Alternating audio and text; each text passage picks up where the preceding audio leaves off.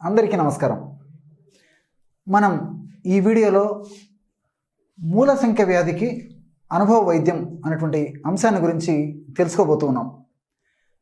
ఈరోజు ఈ వీడియోలో మూల సంఖ్య వ్యాధికి చికిత్స అంటే కారణాలు గత వీడియోలో తెలుసుకున్నాము, లక్షణాలు గత వీడియోలో తెలుసుకున్నాం. కాబట్టి ఈ వీడియోలో స్థూలంగా ఆ మూల సంఖ్య వ్యాధి గురించి చెప్పి తర్వాత చికిత్సా విధానాన్ని గురించి, అది కూడా అనుభవపూర్వకమైనటువంటి చికిత్సా విధానం. ఇంతకుముందు చెప్పినవి కూడా అనుభవాలే, ఇప్పుడు కూడా మరొక అనుభవ వైద్యాన్ని చెప్పబోతున్నాను.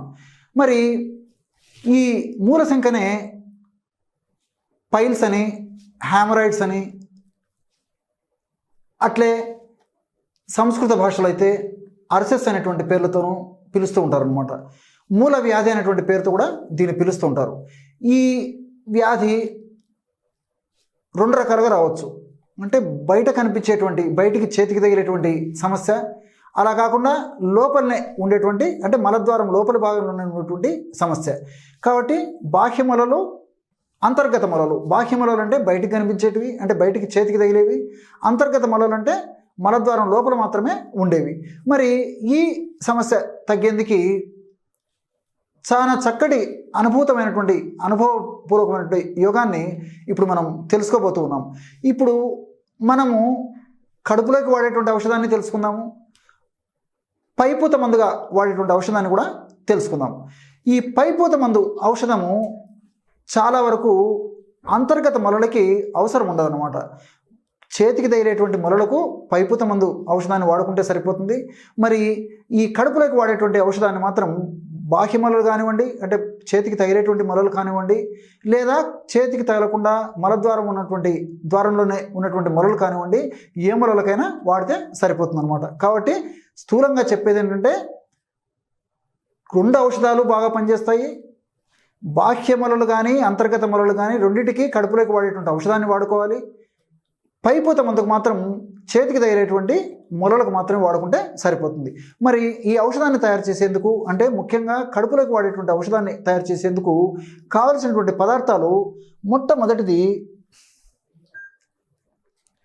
ఎండు ద్రాక్ష.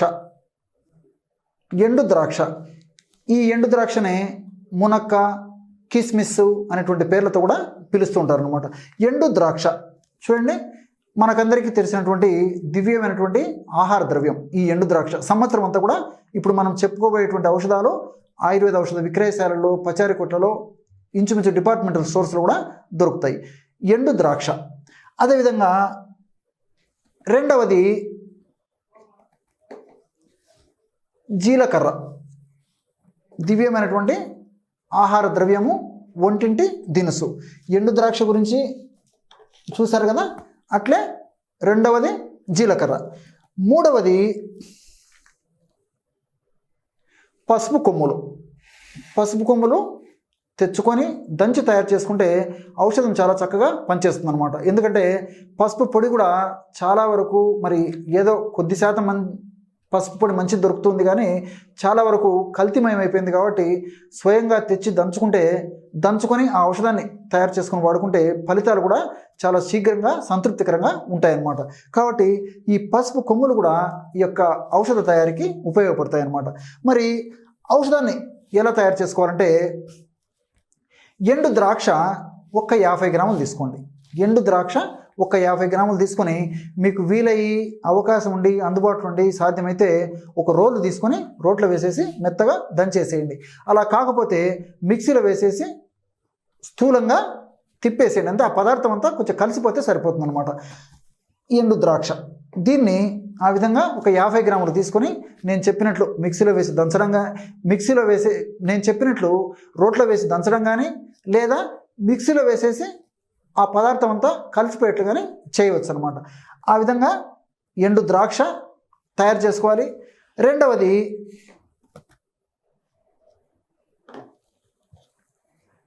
జీలకర్ర పొడి.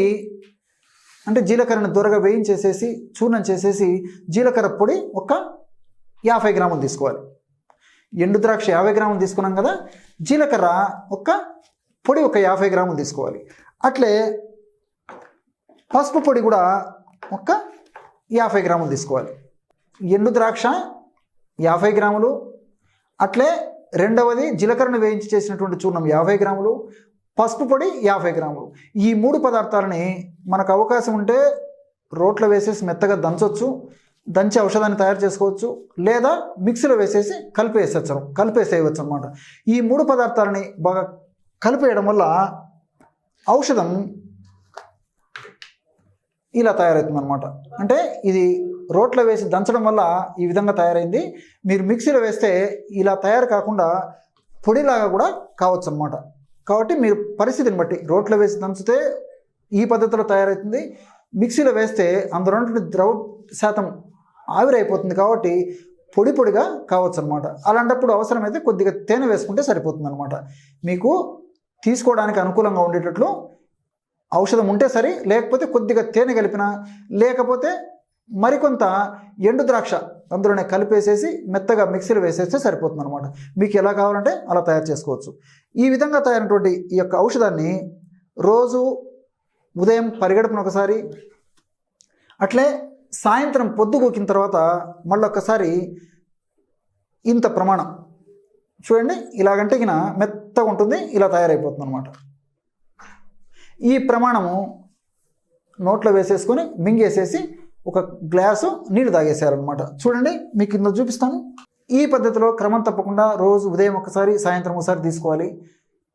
ఆ విధంగా తీసుకోవడం వల్ల బాహ్య మొలలు కానివ్వండి, అంతర్గత మొలలు కానివ్వండి, ఏ రకమైనటువంటి మొలలు కూడా అతి త్వరలోనే ఆ మొలలకు సంబంధించినటువంటి లక్షణాలు ఉపశమనించడం ప్రారంభిస్తాయన్నమాట. ఈ విధంగా క్రమం తప్పకుండా కొన్నాళ్ల పాటు ఈ యొక్క ఔషధాన్ని వాడుకోవడం వల్ల ఆ యొక్క మొలల సమస్య తగ్గిపోవడమే కాకుండా భవిష్యత్తులో మొలల పునరావృతం కాకుండా కూడా ఈ యొక్క ఔషధాలు అంటే ద్రాక్ష, ముఖ్యంగా కిస్మిస్ ఎండు ద్రాక్ష, అదేవిధంగా పసుపు, జీలకర్రలు మన దేహంలో వాటి యొక్క ఔషధ గుణాలు సదా మన దేహంలో ఉండి మనల్ని కాపాడుతూ ఉంటాయి. మరి పైపూతక ఔషధం అంటే చెప్పాను కదా, చేతికి తగిలేటువంటి మొలలకి ఒక ఔషధం ఎలా తయారు చేసుకోవాలంటే దీనికి కావలసినటువంటి పదార్థాలు మొట్టమొదటిది ఆముదం.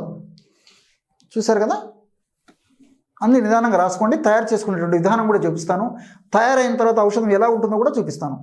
మొట్టమొదటిది ఆముదం. ఇది 100 మిల్లీలీటర్లు తీసుకోండి. చూస్తారు కదా, ఆముదం గురించి ప్రత్యేకంగా పరిచయం చేయనక్కర్లేనటువంటి ఒక తైలం అది. 100 మిల్లీలీటర్లు ఆముదం తీసుకోవాలి. అట్లే రెండవది తేనె మైనం. బాగా నిదానంగా రాసుకోండి. ఆముదము 100 మిల్లీలీటర్లు, తేనె మైనం. ఈ తేనె మైనం అనేటువంటి ఈ యొక్క పదార్థం కూడా బీ వ్యాక్స్ అనేటువంటి పేరుతో మనకి మార్కెట్లో దొరుకుతుంది. తేనె మైనం అనేటువంటి పేరుతో కూడా మనకి మార్కెట్లో అడిగితే ఇస్తారనమాట. తేనె మైనం.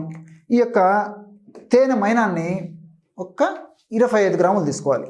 100 మిల్లీలీటర్ల ఆముదం అయితే 25 గ్రాములు తేనె మైనం తీసుకోవాలి.